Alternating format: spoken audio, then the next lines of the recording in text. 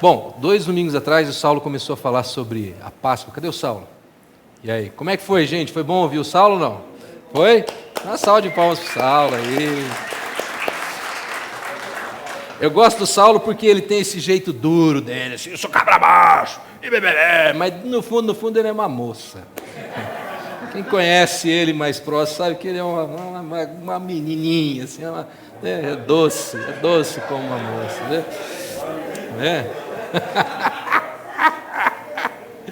É isso aí, tudo bem aí, Luiz? Hoje eu não vou falar mal de você, tá? Beleza? O Luiz ficou bravo comigo a última vez que eu preguei, eu falei dele, ele falou, ficou 3 semanas reclamando de mim, mas isso que dá andar comigo. Mas o Saulo começou a falar 2 domingos atrás sobre a Páscoa, e a gente combinou de investir o mês de março inteirinho falando sobre a Páscoa, porque, de verdade, gente, na minha opinião, a Páscoa é a data cristã, a comemoração cristã mais importante que há. Eu vou falar a verdade, eu amo Natal, eu sou fascinado pelo Natal, adoro as árvores, as luzes, a comida, né? E toda aquela coisa, né? E as músicas de Natal. Mas o nascimento de Jesus não faz sentido sem a morte e a ressurreição de Jesus.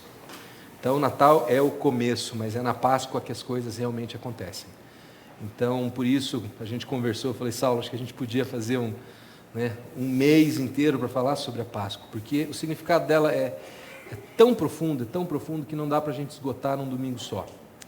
De fato, hoje eu vou tentar fazer 2 domingos em um, porque o que eu vou falar hoje eu queria falar em 2 e depois mais um, mas como a gente não tem 3 domingos até a Páscoa, então eu vou apertar 2 num só, e no domingo que vem a gente vai concluir o estudo de hoje. Então vocês vão ter que ter um pouquinho de paciência, quem quiser saber o final vai ter que voltar no domingo que vem, olha que legal, que nem novela, né? Mas por que então que a Páscoa é tão importante? Em primeiro lugar, porque quando você vê lá em Êxodo, quando o povo sai, né, do Egito, e Deus começa a dar as instruções todas para Moisés, uma das instruções que ele dá é: celebrem a Páscoa.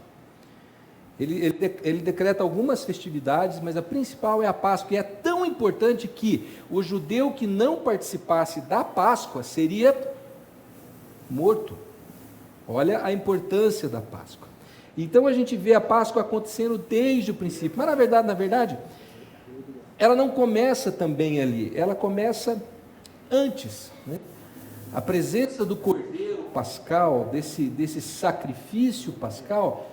Quem se lembra onde que ele aparece supostamente pela primeira vez? Alguém lembra? Com Abraão. Quando? Quando Abraão sobe a montanha para sacrificar seu filho, Isaque.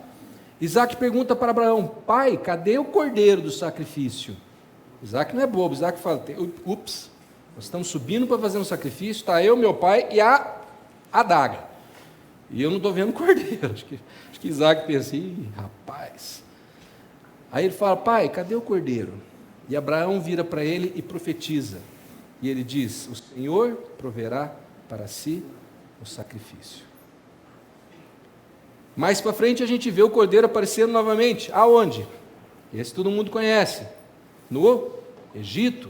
Deus manda 9 pragas, a 10ª praga, a morte do primogênito, e ele fala: sacrifique o cordeiro, dá toda a receita, como fazer e tal, passe o sangue sobre os umbrais, para que o anjo da morte não entre.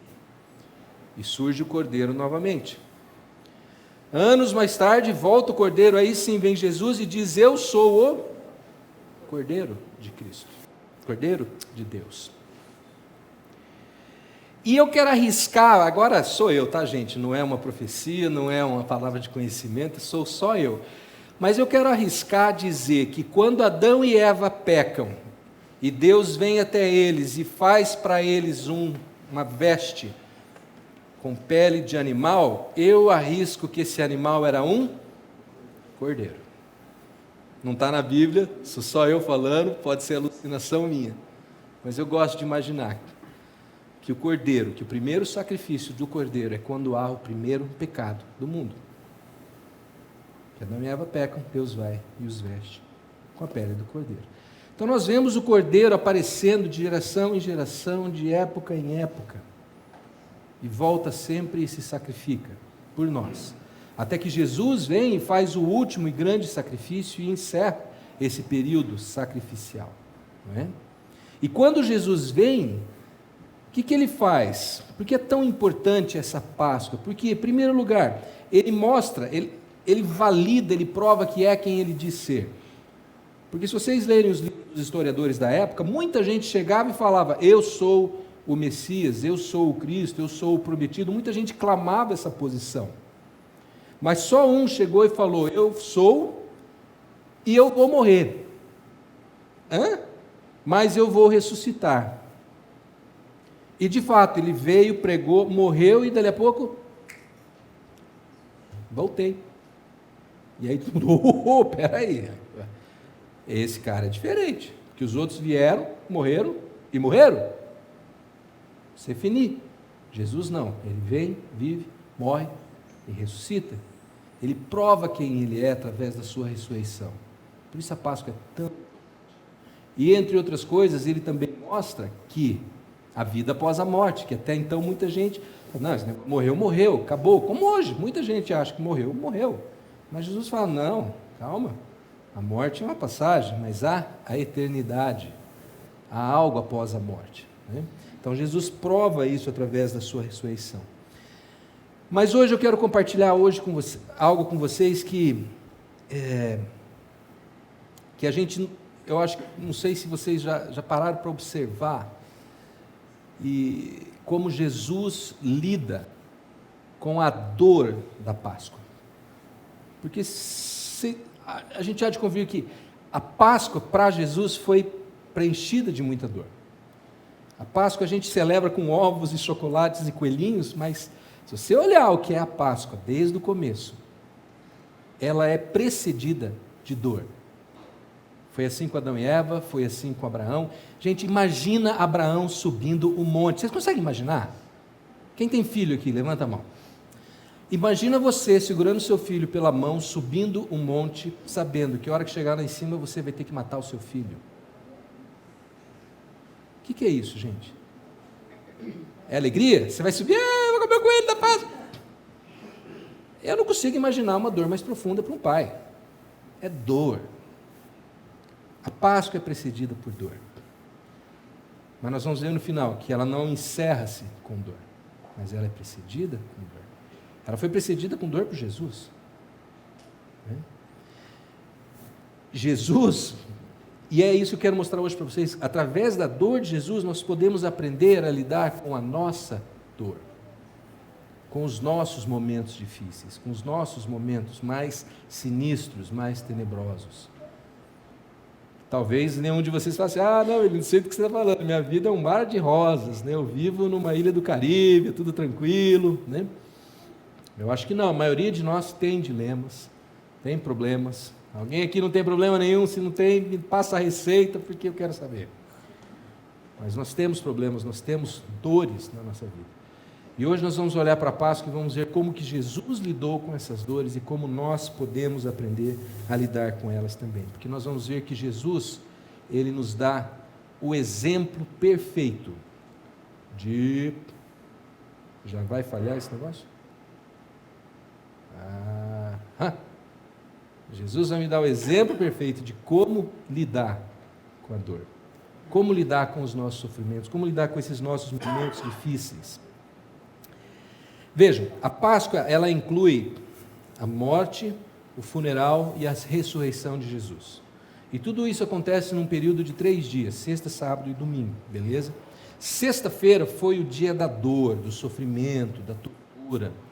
Sábado é o dia da confusão, é o dia do e agora? O que vai acontecer agora? E domingo é o dia da alegria, é o dia da celebração, é o dia do resolveu-se tudo. E o lance é que nas nossas vidas nós temos esses 3 dias também. Às vezes nós estamos numa sexta-feira que a gente está sofrendo pra caramba e a gente não sabe o que está acontecendo, mas a dor é terrível. Alguém já teve uma sexta-feira aí na sua vida? Às vezes nós temos um sábado onde há confusão e você fica perguntando: e agora? O que eu faço agora? Para onde que eu vou? E às vezes você tem, finalmente, o domingo, que é o dia que tudo se resolve. E aí você fica feliz, e aí você está na alegria, morrendo de medo de ter outra sexta-feira pela frente, não é? Então, como diz a minha amiga Sandra Becker, não quero falar, mas essa palavra é para todos nós, porque todos nós temos sucessivamente esses dias acontecendo em algum momento ou em outro. E eu não estou amaldiçoando ninguém não, gente. Credo, o cara falou que eu vou ter uma sexta-feira. Não é isso, mas é fato. Se eu perguntar aqui, eu tenho certeza absoluta que todos vocês vão ter uma história para contar, de uma sexta-feira, um sábado e, graças a Deus, um domingo. Então todos nós precisamos aprender isso, porque nesses momentos todos nós fazemos as mesmas perguntas. Sabe quais são? O que eu faço quando dói? O que eu faço agora? Como que eu saio? Como que eu passo por esses dias? Como que eu saio dessa dúvida, dessa indecisão? Como é que eu saio do escuro? Como que eu chego ao domingo? Eu quero o domingo na minha vida, eu quero a alegria. Como é que eu chego lá? Nós não perguntamos essas mesmas coisas? Nós passamos por problemas diferentes, mas nós temos os mesmos dilemas, as mesmas perguntas que nós precisamos responder. Vão haver dias como esses. Quando eu penso na minha história, eu estava preparando e pensando, que história que eu ia contar. Aí eu decidi não contar história nenhuma, porque eu lembrei da Isabela. Quando a Isabela morreu, a Carla estava grávida de 9 meses e ela perdeu o bebê na última semana. O que a gente perguntou? E agora? E o quartinho pronto, o nome escolhido, enxoval pronto. Por que aconteceu isso? E uma dor tremenda. Aí passamos por tudo aquilo, depois teve um outro episódio de uma traição muito grave que a gente sofreu, e aí a gente perguntou, e agora? Como é que a gente passa por isso? E passamos por aquilo, e depois, anos mais tarde, acontece uma outra situação, e a gente vê que, vez após vez, essas coisas acontecem, porque eu não sei vocês, mas na minha Bíblia tem um texto que eu queria que não tivesse, que diz assim, no mundo tereis aflições. Falei, caramba, por que Deus botou esse versículo na Bíblia? Não precisava ter esse troço lá, poderia ser assim, no mundo vai ser joia. Mas não, está falando que vai ter aflição. E eu tenho aflições. E eu passei por aflições. E nessas aflições eu sempre pergunto, o que eu faço? Meu Deus, o que acontece? O que eu vou fazer agora? Então hoje nós vamos ver como que Jesus reage nesses momentos. E vocês vão ver que é muito mais simples do que você imagina. E que a resposta está na Páscoa. A resposta está lá. Porque Jesus, gente, Jesus de verdade, a gente reclama das nossas dores, mas Jesus sofreu todos os tipos de dores. Quando ele foi preso, ele foi espancado, puxaram o cabelo dele, cuspiram nele, chutaram ele, bateram nele com vara, depois chicotearam ele centenas de vezes. Aquele chicote não era só um chicotinho daqueles de couro, igual sua mãe costumava bater em você, Eugênio, quando você era criança. Era um chicote que na ponta tinha umas garrinhas de aço que arrancavam a carne da pessoa. Aquilo lá se chamava escorpião, era uma garrinha assim, 3 garrinhas que prendiam na carne e o cara puxava aquilo, arrancava a carne. Esse tipo de dor física que Jesus sofreu. Mas não foi só a dor física, ele sofreu também uma dor psicológica. A humilhação de ser despido na frente das pessoas, de ser xingado, de ser humilhado, de baterem na cara dele e falarem, fala, quem foi que te bateu? Ué, você não é Deus? Manda um raio cair na minha cabeça. Toda essa humilhação de caminhar aquela cidade inteira nu. Hoje nos crucifixos o pessoal bota um paninho lá, mas pelo que me consta era nu mesmo. Tá? Todo mundo cuspindo, xingando, humilhando, sendo abandonado por quem? Cadê os 5.000? Cadê os 5.000 que vieram comer com Jesus? Que vieram ouvir Jesus nessa hora? Ó, sumiu. Cadê os 70? Cadê os 12? A dor psicológica que Jesus sofreu. E uma terceira dor que nenhum de nós sofreu como ele sofreu, a dor espiritual. Quando de repente ele sobe naquela cruz e a Bíblia diz que Jesus levou sobre si toda a nossa iniquidade. E naquele momento ele se torna pecado. E naquele momento Deus se afasta dele, porque Deus não tem parte com o pecado. E Jesus aí clama e fala: Senhor, por que me abandonastes? Porque naquele momento ele é pecado. Ele é o meu pecado, ele é o seu pecado. Todo o pecado da humanidade, todo roubo, todo homicídio, todo estupro, toda criança abusada, toda corrupção, tudo de ruim cai sobre Jesus. E nesse momento ele tem a combinação dessas três dores. Eu acho que isso nenhum de nós jamais experimentou, porque se tivesse experimentado, eu acho que a gente não resistiria. A gente não resistiria. Sabe? E esses dias eu li um livro muito bacana falando sobre a ressurreição. Quando eu estava preparando, eu peguei alguns livros, e eu estava lendo um livro do Lee Strobel, que é um jornalista, e ele fez é um livro quase que científico, e ele fala que quando os soldados furam a lateral de Jesus e sai sangue e água, ele pesquisou aquilo e os médicos dizem que isso é um fenômeno que acontece quando o seu coração explode. Quando você tem uma crise de hipertensão ou alguma coisa assim que leva o seu coração a explodir, o sangue se mistura com água. E aí ele fala, o coração de Jesus literalmente explodiu naquele momento. É desse nível de sofrimento que nós estamos falando, desse nível de dor que nós estamos falando, sabe? Então uma coisa você pode ter certeza: Jesus entende a sua dor. Jesus entende a minha dor. Que Ele não só passou por ela, como Ele passou por uma muito pior. Então quando a gente sofre, quando a gente acha, Deus não me entende, Deus entende. Deus não se importa, Deus se importa. Porque Ele experimentou isso, e Ele não experimentou como Deus, Ele experimentou como homem. Tem gente que minimiza, fala, mas Jesus era Deus. Não, Jesus era homem, encarnado, homem. Ele passou por tudo isso enquanto homem. Então Ele entende, Ele sofreu, Ele compreende a nossa dor. Lá em Hebreus, o autor de Hebreus diz o seguinte: pois não temos um sumo sacerdote que não possa compadecer-se das nossas fraquezas, mas sim alguém que, como nós, passou por todo tipo de tentação, porém sem pecado. Jesus passou por tudo que nós passamos, e mais,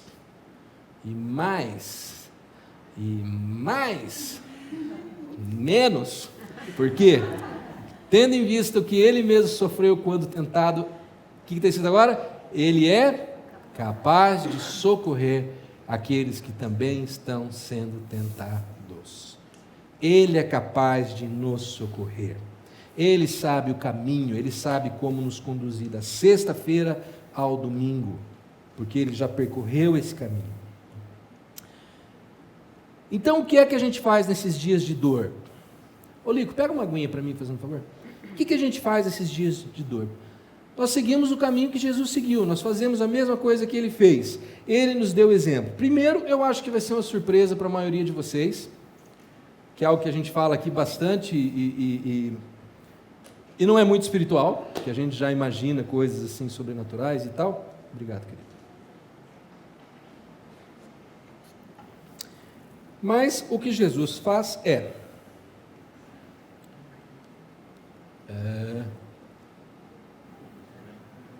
isso, vai, vem.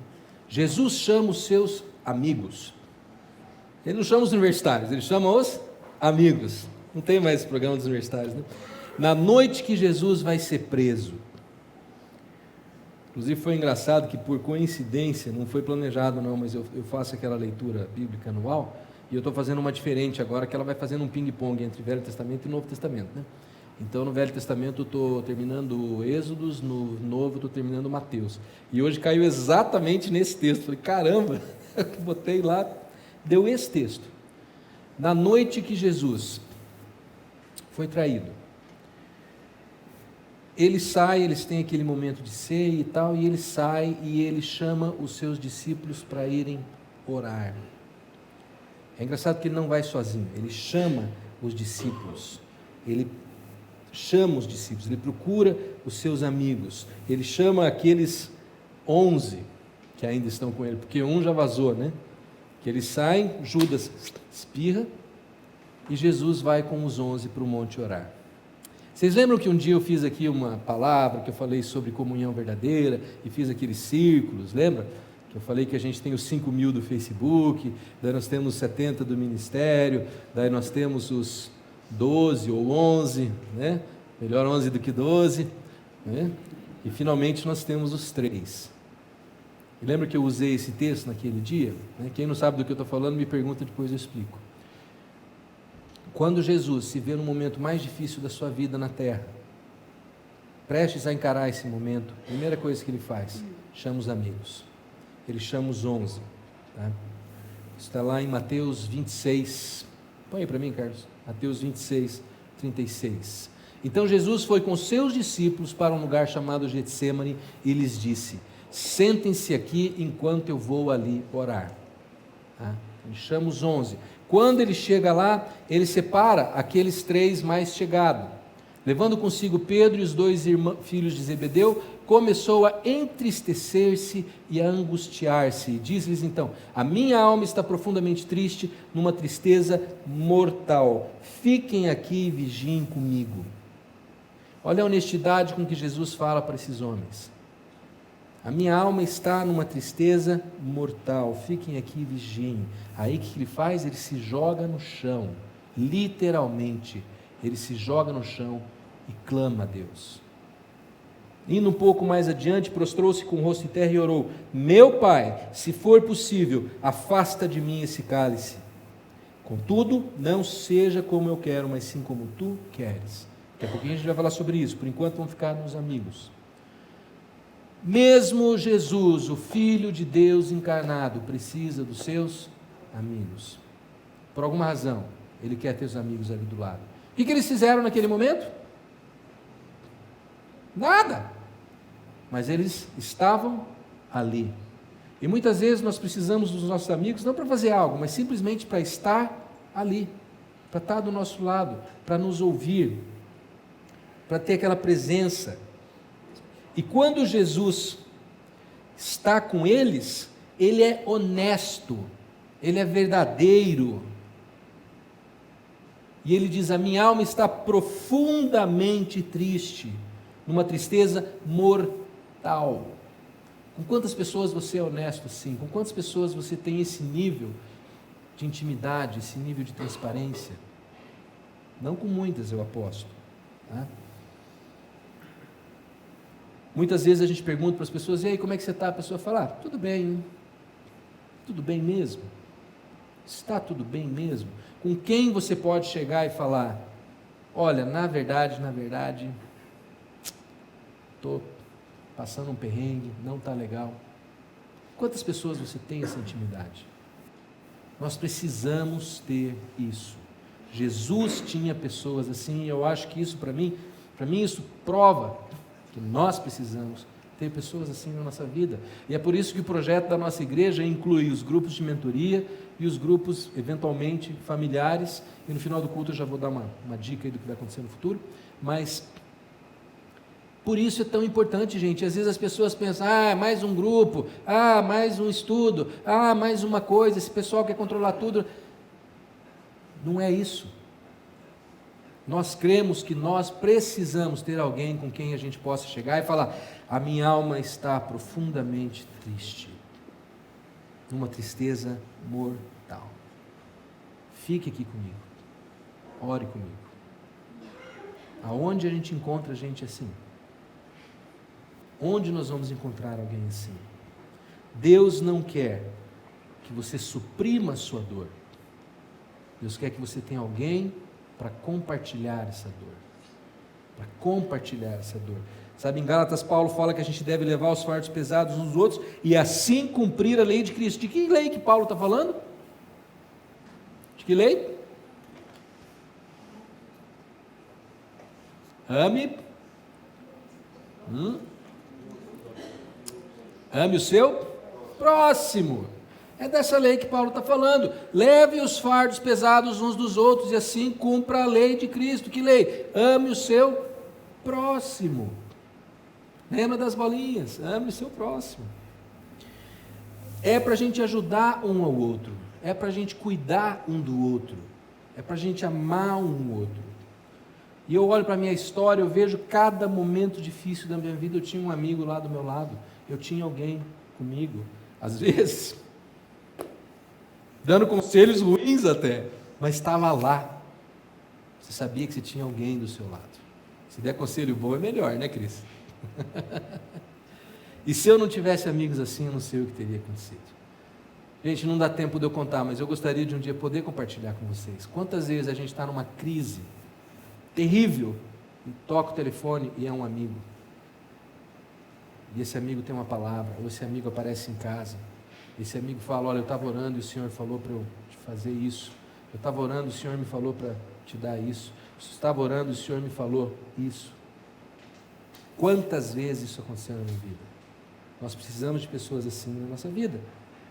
E Jesus tem pessoas assim. A primeira coisa que Ele faz é aproximar essas pessoas no momento mais difícil da vida dele. A segunda coisa que Ele faz, evidentemente, é orar. E na sua oração, né, agora eu vou usar o texto de Marcos, para a gente variar um pouco. Bota o Marcos aí, Carlos. Tem hora que vai, tem hora que não vai, né? A pilha está boa. Está piscando um negócio aqui que eu não sei o que é, mas... Marcos diz o seguinte: indo um pouco mais adiante, prostrou-se e orava para que, se possível, fosse afastada dele aquela hora. E ele dizia: Abba, Pai, tudo te é possível, afasta de mim esse cálice, contudo, não seja o que eu quero, mas sim o que tu queres. Jesus chega e ele se joga na presença de Deus, ele fala Abba. Abba significa papai, meu querido, papaizinho. Eu adoro quando meus filhos me chamam de papai ou de papa, porque isso é carinhoso. É carinhoso, é assim que Deus quer que a gente chame Ele. Um pai que se importa. Você não precisa de palavras difíceis, você não precisa chegar e falar: Senhor Deus, amantíssimo Deus e Pai, Deus de Abraão, Jacó, Isaac, Moisés.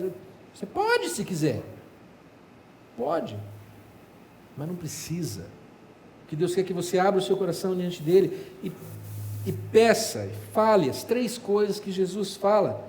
3 coisas muito simples. Primeiro, Jesus começa e diz o seguinte: tudo te é possível. Deus, eu sei que o Senhor pode todas as coisas.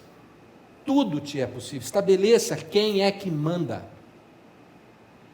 Tudo te é possível. O Senhor pode todas as coisas. Segundo, Jesus fala: afasta de mim. Afasta de mim, expresse o seu desejo, a sua angústia. O que é que você quer? Fale para Deus o que você quer. Ah, mas eu posso reclamar para Deus? Claro que pode. Olha os Salmos, Davi reclama o tempo todo. E a Bíblia diz que ele era um homem segundo o coração de Deus, e ele reclamava para Deus a beça. Mas veja, ele não reclamava de Deus, nem contra Deus, ele reclamava para Deus, ele desabafava para Deus. Desabafa para Deus, fala para Deus o que está acontecendo, o que você gostaria que acontecesse. Mas por último, bota aí, Carlão, por último, foi demais, volta.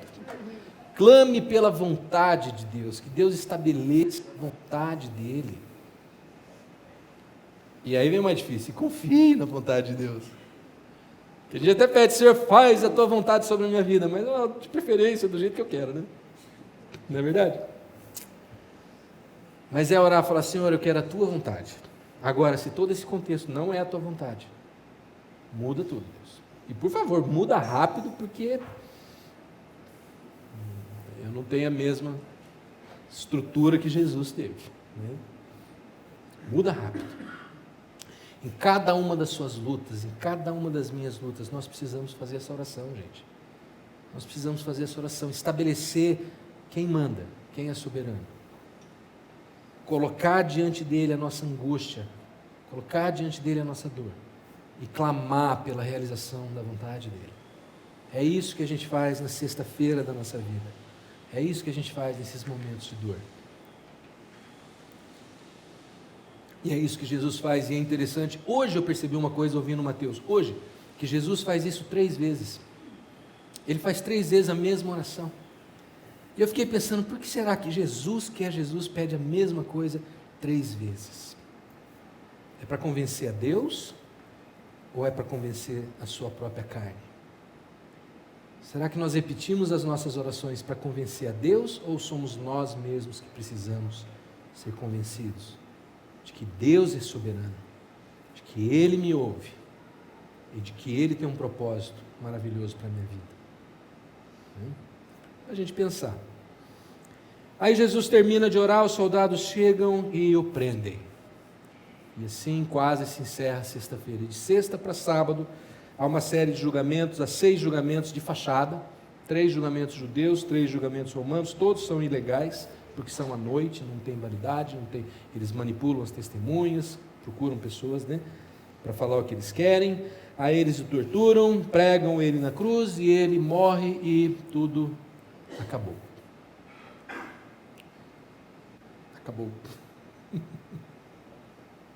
Acabou. A palavra diz que o céu escureceu, a terra tremeu, as pessoas ficaram desesperadas. Teve gente que falou: nossa, ele era o Filho de Deus mesmo. Que a terra tremeu, o véu foi rasgado, aconteceu um monte de coisa sobrenatural. Então, tem um evangelho que fala que mortos ressuscitaram. Foi um negócio incrível. Mas passa aquela comoção, vai todo mundo para casa. E aí vem o sábado. E sábado é o dia da confusão. Sábado é o dia do... E agora, João? O que acontece agora?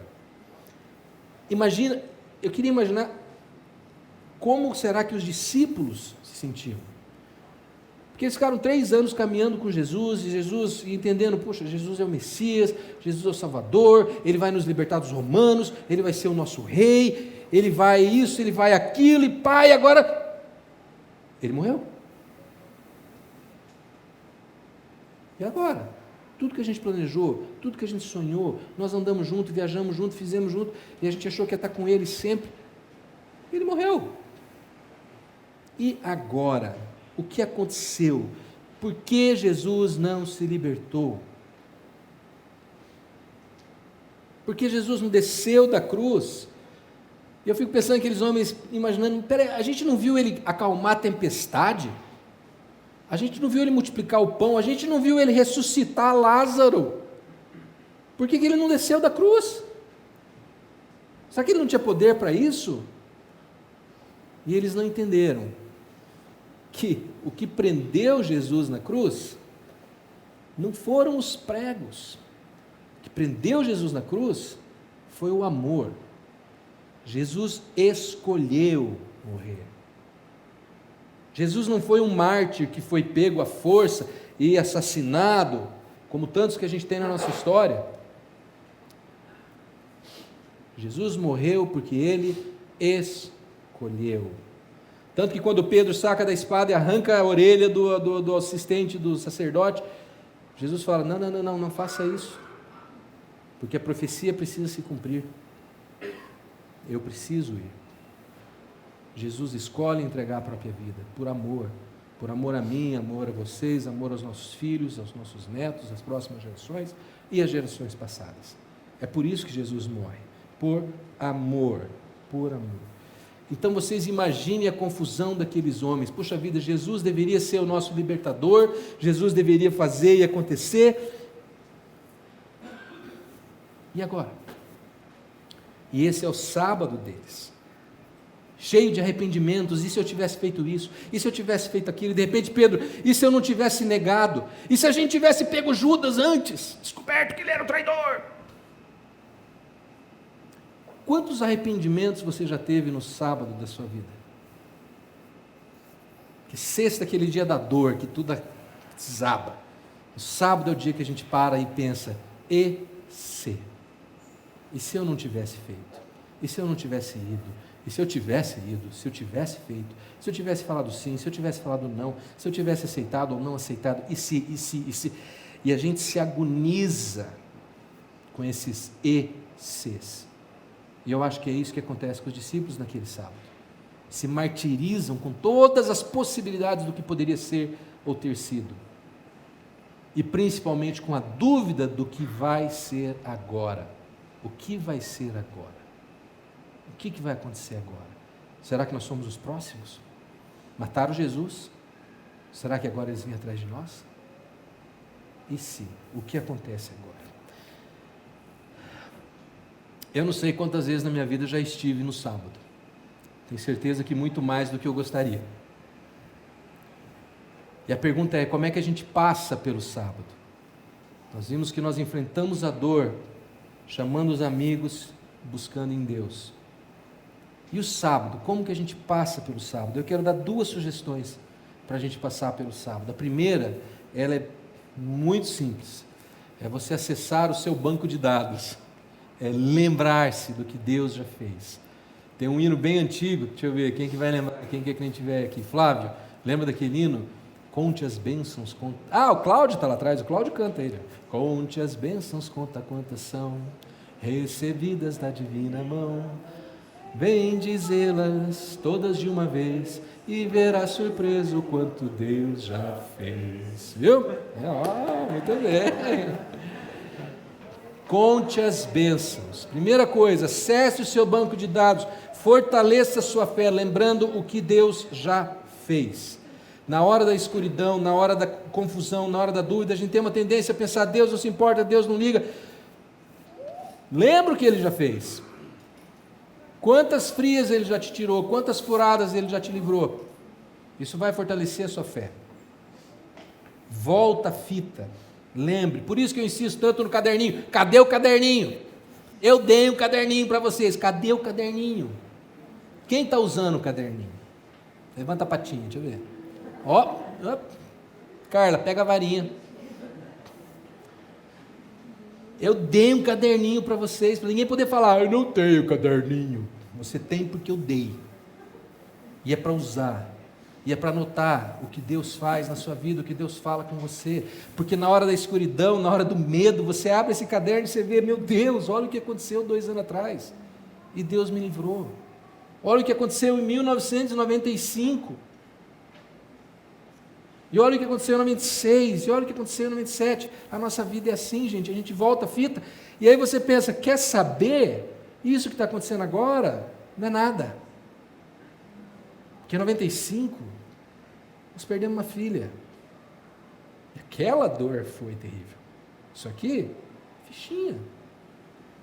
Sabe? Eu tenho que lembrar o que Deus fez, como Deus me livrou antes.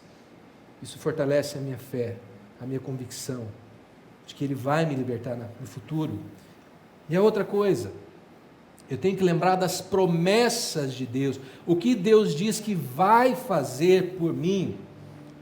O que Deus diz que vai fazer? Eu não posso permitir que as circunstâncias ditem o que está acontecendo, mas eu tenho que olhar para a promessa, olhar para a palavra, e não duvidar do que a palavra diz. Minha Bíblia é da Barbie, sim. Ganhei da minha filha, tem uma Barbie aqui. No momento da confusão, eu tenho que voltar para a palavra e ver o que a palavra diz, o que Deus diz. Antes de ser crucificado, Jesus fez uma última promessa aos seus discípulos e ela é fantástica. Os meninos estão ajeitando umas coisas aí, vamos fazer um barulho aí. Mas dê uma olhada nessa promessa. Volta lá para mim, vai. Não vou nem tentar. João 16,16 diz o seguinte: mais um pouco e já não me verão. Mais um pouco e vocês não vão me ver. Vão haver situações, Jesus está falando especificamente naquela situação, e Ele está dizendo, vocês não vão me ver daqui a pouco. Eu vou partir. João 16,16 diz o seguinte: mais um pouco e já não me virão. Você já teve momentos na sua vida que você não conseguia ver Jesus? Você já teve momentos na sua vida que você não conseguiu ver Jesus? Que você parecia estar sozinho, parecia estar isolado, parece que sua oração não passava pelo teto. Já aconteceu isso? Acontece com isso? Aí Jesus continua no versículo 20: digo que certamente vocês chorarão e se lamentarão, mas o mundo se alegrará. De repente você olha para fora, está todo mundo alegre, todo mundo feliz, a vida continua, mas você se sente péssimo, você está mal. Vocês se entristecerão, todo mundo triste, você infeliz. Todo mundo feliz e você triste. Mas a tristeza se tornará em Vamos repetir isso? Mas a tristeza de vocês se tornará em alegria. Vamos falar de novo? Mas a tristeza de vocês se tornará em alegria. Como assim? Olha o versículo 21. Desculpem, rapazes, mas olha só o que Jesus fala. A mulher que está dando à luz sente dores, porque chegou a sua hora. Mas quando o bebê nasce, ela esquece a angústia. Ela esquece a angústia por causa da alegria de ter vindo ao mundo. E ele completa, 22. Assim acontece com vocês. Vocês estão prenhos. Sabe do que? Da alegria de Deus. Isso explica tudo. Viu, Ricardo? Não precisa pedalar tanto. Você está prenho. Que medo. O que ele está dizendo? Assim acontece com vocês. Jesus está falando, agora é a hora da tristeza, mas eu os verei outra vez e vocês se alegrarão. E ninguém tirará essa alegria de vocês. Ninguém pode roubar a alegria que Deus vai te dar. Amém? Há um momento de tristeza, há um momento de angústia, mas há um momento de alegria.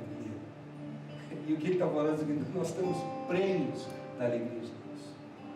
Prenhos da alegria de Deus. Talvez demore um mês, talvez demore 5, talvez demore 9, talvez seja uma gravidez de elefante, são alguns anos, né? Parece que é 2 anos, 3 anos, sei lá, 2 anos. E meu especialista em elefantes, não deixa mentir. Mas ao final de tudo, nós alcançaremos a alegria de Deus. A alegria de Deus. Você não consegue ver isso na hora da dor, mas Deus tem um plano e esse é um bom plano. Esse é um bom plano para nós. Sabe? Volta. Estão indo muito rápido, peraí. Então eu não sei o que está acontecendo na sua vida hoje, mas você precisa de uma coisa, você precisa aprender quais são as promessas de Deus. Eu quero te falar o que eu acho que você não sabe. Você sabia que tem mais de 7.000 promessas na palavra? 7.000. Sabia disso? Eu acho que tem uma promessa para cada situação da nossa vida. E a gente não sabe disso. E porque a gente não sabe disso, a gente não usa as promessas. É igual você receber cheques pelo correio, aí você pega esse cheque, enfia numa gaveta e esquece que está lá. E você não usa. Que valor que esses cheques têm na sua gaveta? Que valor que eles têm? Nenhum. Agora, quando você pega esse cheque e fala, opa, eu vou descontar esse cheque, vou usar esse recurso, ele passa a ter valor. A palavra é assim, tem 7.000 promessas aqui para você e você não está usando. E eu não estou usando. E o que Deus está falando, abre a palavra, conhece a palavra, use, desconta o cheque. Desconta o cheque. É por isso que a gente tem que conhecer a palavra. Às vezes a gente fica batendo nessa tecla, né, Marilda? Né, Eugênio? Tem que conhecer a palavra, você fala, credo, que povo chato, fica insistindo para a gente conhecer a palavra. Não é para agradar a Deus que você conhece a palavra, é para você aprender quem Deus é, para você aprender o que Deus quer fazer, o que Deus quer te dar, para você aprender, por exemplo, que Deus sabe o que você está passando, Deus sabe a dor que você está sentindo, para você aprender que Ele se importa com o que está acontecendo na sua vida. Deus não é um velhinho sádico sentado num trono olhando e falando assim, tá vendo, se deu mal, falei que ia acontecer isso, eu avisei. Deus não é assim. A palavra diz que Deus se entristece até com a morte do ímpio, quanto mais o sofrimento dos seus próprios filhos. Ele se importa, Ele sofre. Deus sofre conosco. Jesus, qual é o versículo mais curto da Bíblia? Jesus chorou. Ele chora com as nossas dores. E Ele te ama incondicionalmente. Ele morreu por você antes de você nascer. Ele torce por você e Ele está perto. Ele está próximo. A gente acha às vezes que Deus está longe. Não é Deus que está longe. Nós é que blindamos a nossa mente para não perceber a presença dEle. Mas Ele está perto. Ele está com a gente. E Ele quer o melhor para você. O melhor para mim. O melhor para você. Não é qualquer coisa. Não é qualquer vida. É o melhor. E Ele, só Ele tem o poder de fazer algo bom a partir de algo ruim. A gente pode fazer coisa boa a partir de coisa boa, isso é fácil, né? Agora, fazer coisa boa a partir de coisa ruim, é preciso um Deus para isso. Deus ama pegar as crucificações, o acabou, e transformar em ressurreições. Só que não, tudo novo.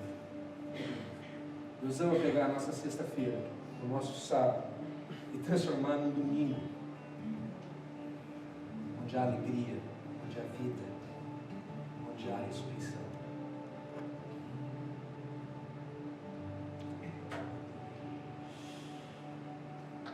Bom, talvez você esteja passando por uma sexta-feira onde haja dor, onde há sofrimento. Talvez você esteja passando por um sábado onde há dúvida, onde você não sabe a direção. Talvez você não esteja passando por nada disso e esteja pensando, essa pregação hoje não é para mim. Glória a Deus, curto momento. Infelizmente, esses momentos às vezes não são para sempre. Às vezes a gente volta a ter sextas e volta a ter sábados. A gente nunca sabe o que vai acontecer amanhã. Eu espero que todos nós vivamos num domingo eterno, mas eu acho que esse domingo eterno só vai acontecer realmente na eternidade, que é, como eu disse no começo, aqui nós temos aflições.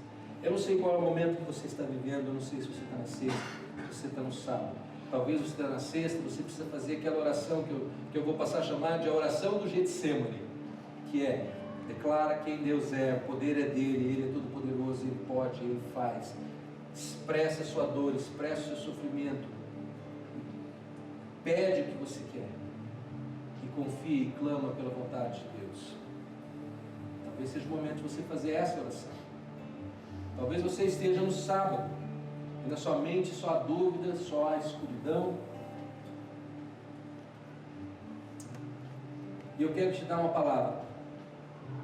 Mas eu quero te dar uma palavra que Deus já nos deu, na verdade, é uma das 7.000 palavras que estão lá no texto, e que Ele entregou para o profeta Isaías.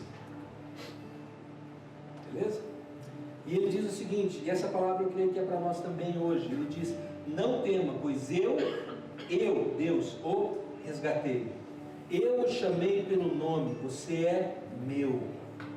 Você é meu, você tem um dono. Você não está no mundo por acaso, você não está aqui perdido. A gente acha assim, estou perdido. Você tem um dono. Você tem um dono. Quando você atravessar as águas, eu estarei com você. Quando você atravessar os rios, eles não o encobrirão. Quando você andar através do fogo, não se queimará. As chamas não o deixarão em brasas. Pois eu sou o Senhor, o seu Deus, o Santo de Israel, o seu Salvador. Eu sou o Senhor, o seu Deus, o Santo de Israel, o seu Salvador. Para a gente passar pela sexta, para a gente passar pelo sábado, nós precisamos de um Salvador. Não dá para passar sem o Salvador. Nós precisamos de um Salvador. Enquanto a gente vai ouvir essa música, e nós vamos terminar aqui o nosso quadro, alguns de vocês vão vir colocar umas fitas e vão fazer o quadro acontecer, né? Quem estava aqui no domingo passado sabe do que eu estou falando, quem não estava, como eu, não sabe muito bem. Mas enquanto isso acontece, ao mesmo tempo que isso acontece, eu quero te desafiar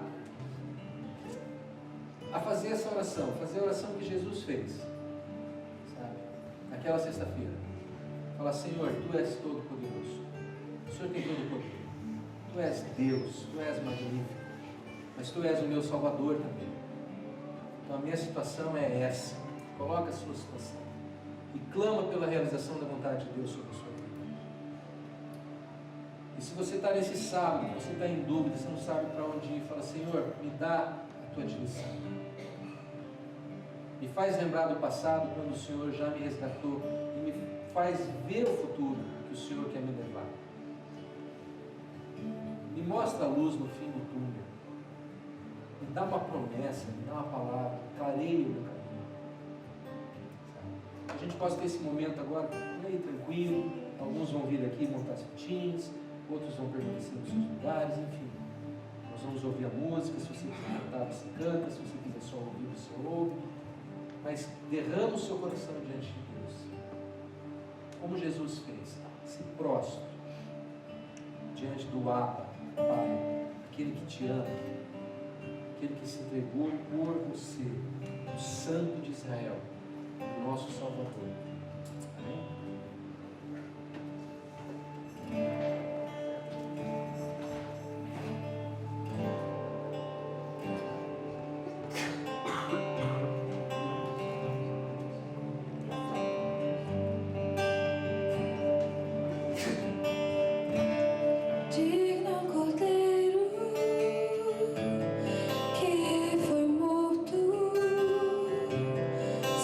Santo, Santo.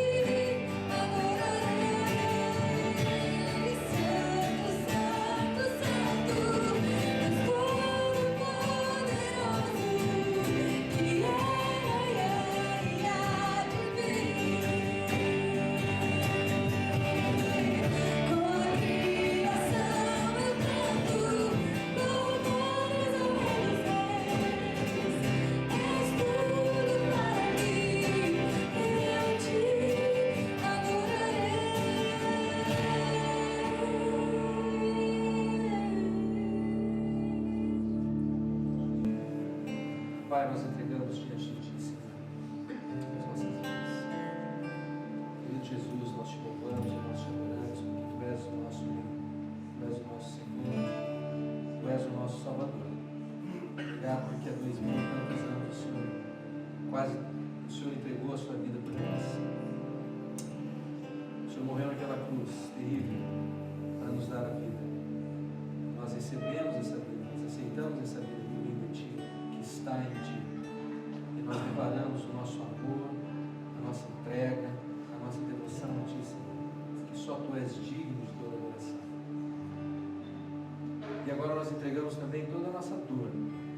A palavra diz que o Senhor levou sobre a Sua cruz todas as nossas enfermidades, todas as nossas dores, todos os nossos sofrimentos, todas as nossas angústias. E nós lançamos tudo isso, Senhor, sobre a Tua cruz. E nós clamamos pelo domínio em nossas vidas. Nós clamamos que o Senhor venha e faça a Sua obra sobre nós. Que o Senhor traga a Tua libertação, que o Senhor traga o dia da vitória, que o Senhor traga o dia de júbilo, que o Senhor se apresse em nos socorrer. Cada um aqui, com cada dúvida, com cada dilema, que o Senhor se apresse em socorrer. Em nome de Jesus. Amém. Quando Jesus se apresenta pela primeira vez diante dos mestres da lei, era o comecinho do seu ministério, ele se apresenta naquele tempo, ele cita uma passagem que está em Isaías 61. Para quem tem dúvidas do porquê Jesus veio, ele diz o seguinte: o Espírito do Senhor está sobre mim, porque Ele me ungiu para levar boas notícias aos pobres, para cuidar dos que estão com o coração quebrantado, para anunciar liberdade aos cativos e libertação das trevas aos prisioneiros, para consolar todos os que andam tristes, para dar a todos os que choram e se amam uma bela coroa ao invés de cinzas, o óleo de alegria em vez de pranto e um manto de louvor em vez de espírito deprimido. E que a paz de Deus, que excede todo entendimento, guarde o coração da mente, o coração e a mente de vocês em Cristo Jesus.